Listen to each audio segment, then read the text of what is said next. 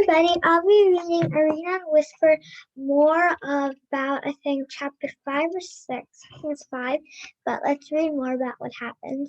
So the wolf, who had been crouched and ready to spring, all of a sudden seemed to lose concentration. And Mama, before I start reading the whole book, I just want to tell you what happened last time. So what happened basically last time was that so they found a hornet snake, something like that. Let's see, a scarlet horn snake, and then they scared it away. Arena scared it away, and then Whisper, who had thought he found his magical powers, was that he can make animals lose concentration or make them back off. So let's read more. The wolf, who had been crouched and ready to spring, all of a sudden seemed to lose concentration. Its nose twitched and it sniffed the air. The bear dropped down onto all fours. Shaking its head, it stared at the unicorn. Whisper looked at its hoof as he couldn't quite believe what had happened.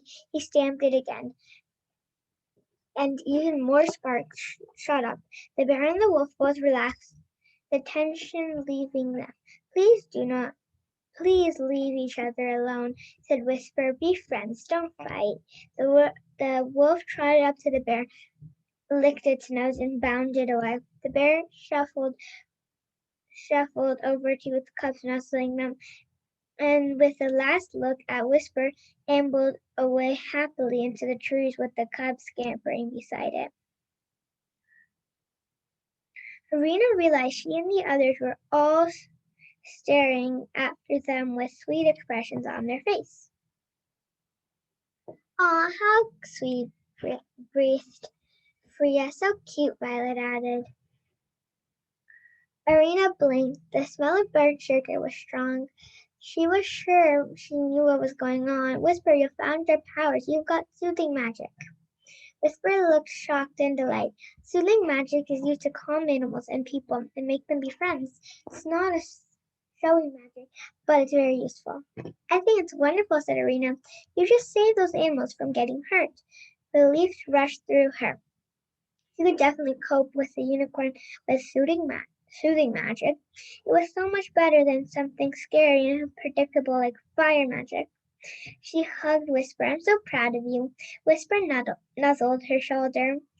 Have we bonded? I don't know. Arena tilted her head. The beads in her hair, in her braid. Okay, I'll read it again. I don't know. Arena tilted her head.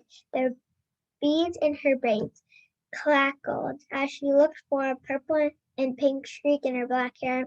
Not yet, she added, hiding her disappointment, but you've got your magic. That is so cool.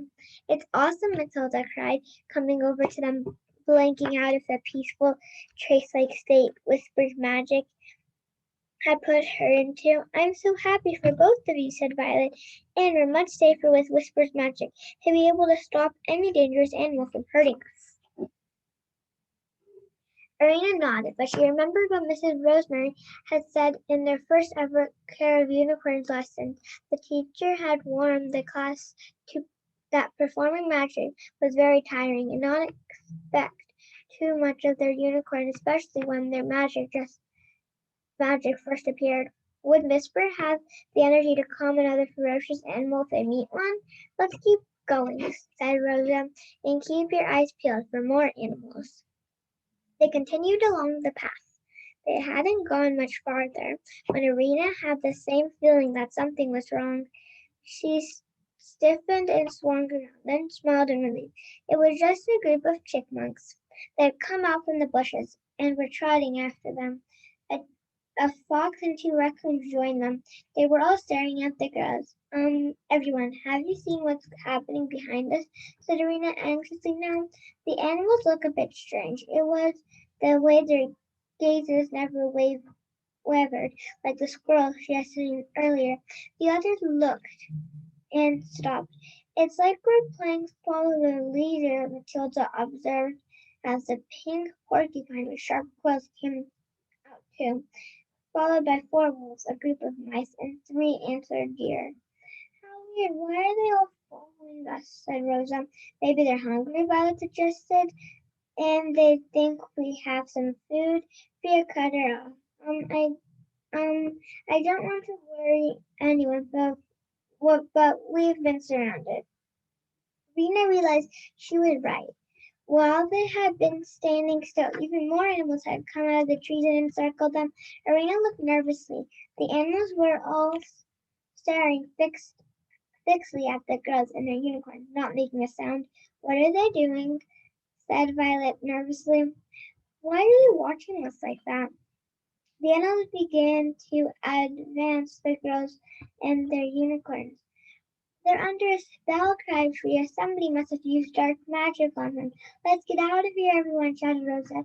She urged Crystal on. Crystal galloped straight at the gap between the deer and the wolf.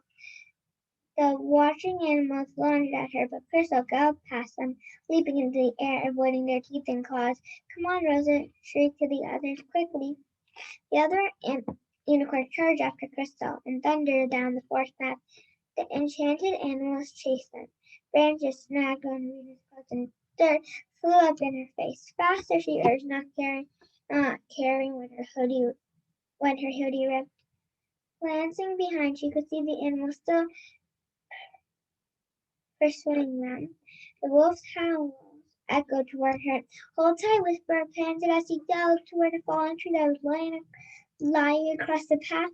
Arena leaned forward, sliding her hands up Whisper's neck as he flew over it. He landed, but then suddenly slammed on the brakes. They skid along in the mud, stopping when they crashed into Matilda and Pearl. Arena was catapulted over Whisper's head. For seconds, she was flying toward a tree, but suddenly a huge bubble shimmered in the air around her. She popped inside it a few inches above the ground. Then she found herself floating back to Whisper. Once she was safely sitting on his back, the bubble popped. Eek! Arena almost wished she could have stayed in the bubble. She felt more safer inside. Ahead of them there was a muddy river. Crystal had stopped too late and skid on into it. She was thrashing around in the water, trying to find her feet and get out, while Rosa clung to her back. Fria's and Violet's unicorns were at the edge of the river, up to their knees in the mud. They shouted encouragement. We're trapped, exclaimed Matilda to Arena. Looking behind them, Arena saw the animals racing along the path toward them, getting closer and closer, their teeth showing their claws on shell. I think that's how you pronounce the word. Crystal staggered out of the water, her sides heaving as she gasped for breath. She was safe, but Arena knew there was no time for her to gather her magic power to transport them away in a snow twister. Whisper, said Arena urgently, can you use your soothing magic? Well, I might be able to calm some of them, but I don't think I'm strong enough to take all of them on, said Whisper, trembling as he looked at the amber-eyed wolves leading the pack. Rena leaned forward, hugging Whisper tightly. He was their only hope.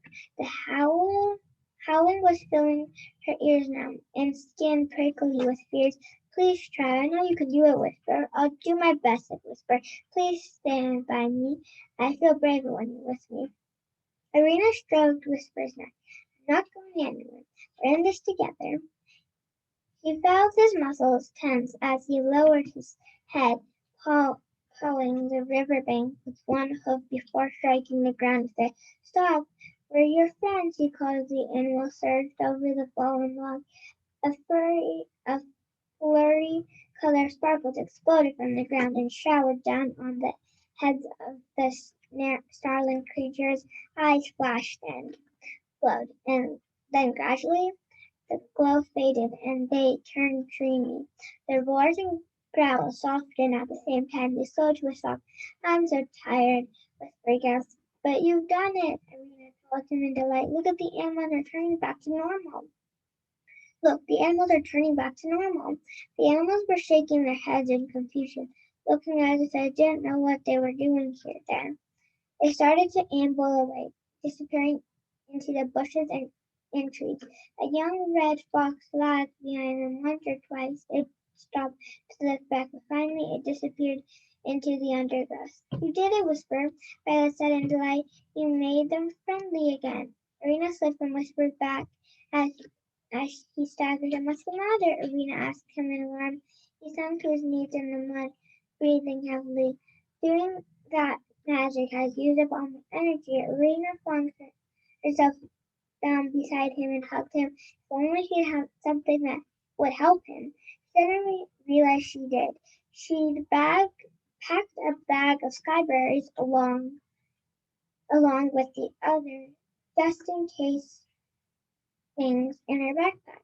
Skyberries were good at giving unicorns their energy back after doing magic. She pulled the bag out of her backpack. Here, said Arena, offering the skyberries to Whisper.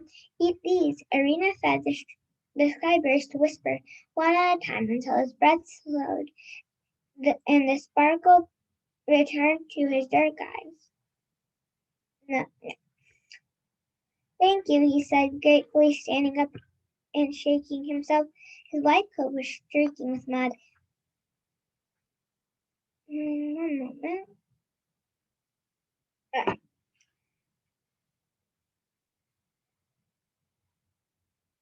I almost feel normal again. I'm so glad you thought of bringing those skyberries.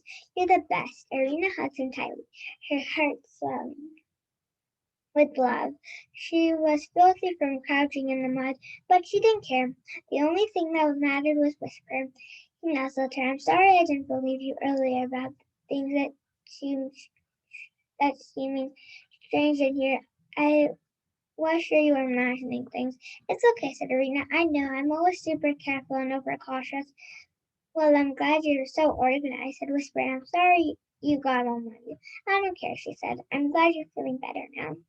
We have to find out why the animals are behaving so strangely, said Rosa. It's really odd, said Freya. The animals who live in these woods are supposed to be very shy. Even the fiercest ones usually avoid people. Look, Matilda pointed. The fox cub is back. The little fox cub was staring intentionally at Matilda from around the side of the tree. Then it ducked back. Seconds later, it reappeared. When the fox vanished and reappeared for the third time, Matilda suddenly understood. I think it wants us to follow it. Excitement flashed in Rose's eyes. Maybe it needs help. Maybe it's trying to show us why the animals are behaving so strangely. Shouldn't we tell the teacher than rather following it? Said Arena. There's no time to call for a teacher. The fox might not wait. I think we should follow it. Who's with me? Said Rosa. Me. Of course, everyone except Arena. I really think we should, said Whisper quietly. Arena wasn't very happy, but she trusted Whisper and didn't want to let him down. She and Whisper set up with the others.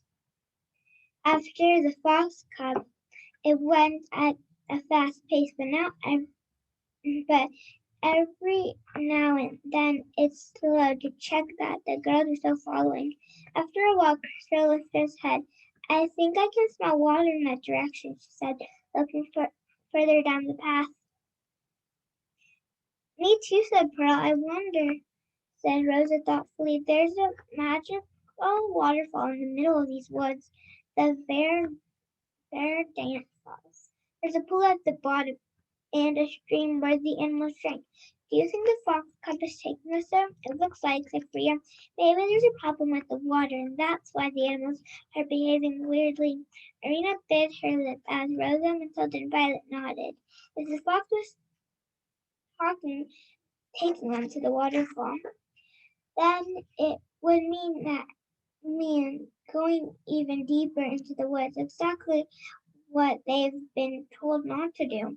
However, if there was something wrong with the water, then they really needed to know, especially as future guardians of Unicorn Academy. Arena, are you still okay? Whisper asked. Yes, she answered firmly.